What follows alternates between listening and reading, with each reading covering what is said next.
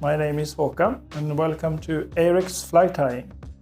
Today I will be tying a classic Wetfly. A pattern that is not that well known maybe. It's actually a variation on the more well known Coachman fly. This one is called the Leadwing Coachman because of the change of the wing. The wing is originally white, but now we're using a gray feather instead. And the hook I'm using is classic look. This is the Ahrex Legacy LE880 Wetfly. And it's a really nice classic look on this hook. It's quite short shank, heavy wire, and a very classic bend on the hook. And of course, bronze. So let's start. Set thread. And we just cover the shank more or less with tying thread. The body is made of a Peacock herl. So to secure this, I will tie it in maybe a bit different from what you're used to do. So I tie it in. I'm just using 2 herls. You can have 3 if you want. With the tips pointing forward and tie it down along the shank. Just so I get the thread by the hook band. And then I wind the Peacock herl together back towards the hook band, covering the shank. And then we just secure it with the thread. And then we just walk through the body. And in that way we will secure it and prevent it from split up, even if the trout teeth are sharp. The hackle is a brown hackle. It's actually called Coachman brown. So this is, you can find it naturally, but this is a dyed one. It's sort of a more dark brown than the ordinary red game. But if you can't find this Coachman brown, go with the ordinary red game. So we tie it in by the tip.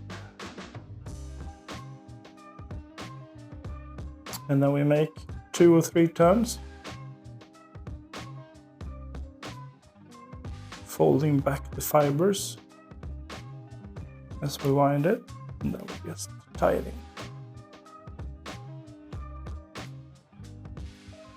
And then I just force down the fibers on the side of the body and make a couple of turns.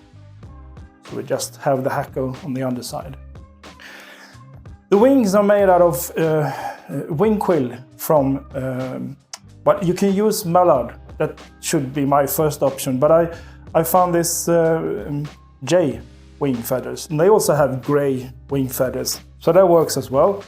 You need to get 1 feather from each side, and then we cut out sections from both sides and put them together, and that will make the wing. So I start by cutting out equal sections from each side.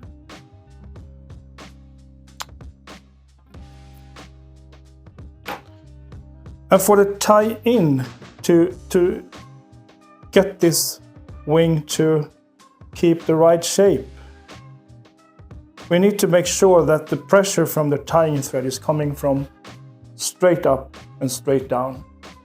So first of all, you put them together so the tips are meeting like this. And make sure they are equal wide. I think this is too much. Oh, that will work. And then we just keep them in place with my index and thumb. And then I just make a wrap and pull underneath like this. And make a couple more turns to secure it. And hopefully it will have decent shape. I'm happy with that. Just cut off. And then we just cover everything to make a neat head with the thread. And then we do a whip finish.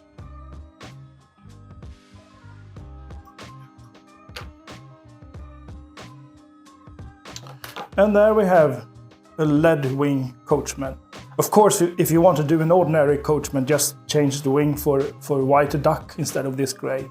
But this is the Leadwing Coachman.